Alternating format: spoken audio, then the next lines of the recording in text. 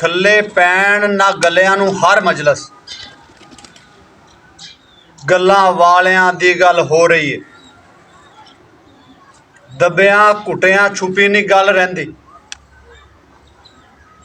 ਧੱਕੋ ਧੱਕੀ ਧੁੰਮ ਖੁਸ਼ਬੋ ਰਹੀ ਹੈ, ਨੇਰੇ ਗਲ ਤੇ ਮੌਤ ਨਾ ਪਾ ਸਕੀ।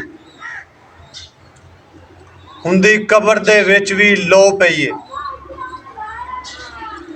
ਗੱਲਾਂ ਵਾਲਿਆਂ ਦੀ ਗੱਲ ਕਸੂਰ ਮੰਦਾ।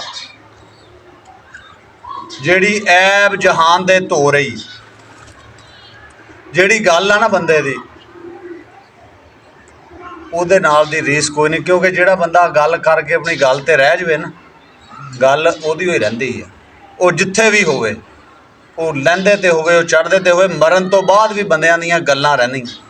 ਬੰਦੇ ਦੀ ਜਿਹੜੀ ਜ਼ੁਬਾਨ ਆ ਨਾ, ਇਹ ਸਹੁੰ ਹੁੰਦੀ ਹੈ ਤੋਂ ਵੱਡੀ ਗੱਲ ਕੋਈ ਨਹੀਂ। ਜਿਹੜੇ ਬੰਦੇ ਗੱਲ ਕਰਕੇ ਜ਼ੁਬਾਨ ਤੇ ਰਹਿ ਜਾਂਦੇ ਆ ਨਾ, ਉਹ ਸਹੁੰ ਰੰਗੀ ਉਹ ਗੱਲ ਹੁੰਦੀ ਹੈ। ਇੱਥੇ ਸਹੁੰਆਂ ਦੀ ਕੁਰਾਨਾਂ ਦੀ ਜ਼ਰੂਰਤ ਨਹੀਂ ਹੁੰਦੀ ਜੇ ਬੰਦਾ ਆਪਣੀ ਗੱਲ ਦੇ ਉੱਤੇ ਰਹਿ ਜਾਵੇ। ਜੇ ਬੰਦਾ ਆਪਣੀ ਗੱਲ ਦੇ ਉੱਤੇ ਨਾ ਰਵੇ, ਫਿਰ ਚਾਹੇ ਬੰਦਾ 100 ਕੁਰਾਨ ਚੱਕ ਲਵੇ, ਉਹ ਗੱਲ ਕੋਈ ਨਹੀਂ। ਗੱਲ ਨੂੰ ਹਮੇਸ਼ਾ ਤਰਜੀਹ ਹੁੰਦੀ ਹੈ। ਜਿਹੜੇ ਬੰਦੇ ਆਪਣੇ ਗੱਲ ਦੇ ਪੱਕੇ ਹੁੰਦੇ ਆ, ਉਹਨਾਂ ਦੀ ਗੱਲ ਮਰਨ ਤੋਂ ਬਾਅਦ ਵੀ ਕਾਇਮ ਰਹਿੰਦੀ ਹੈ। ਅਤੇ ਜਿਹੜੇ ਦੋ ਗੱਲੇ ਬੰਦੇ ਹੁੰਦੇ ਆ, ਉਹਨਾਂ ਨੂੰ ਇੱਥੇ ਵੀ ਲਿੱਤਾ ਰਗਾ ਵੀ ਲਿੱਤਾ ਰਾ, ਲਿੱਤਰੋ ਲਿੱਤਰ ਹਰ ਜਗ੍ਹਾ।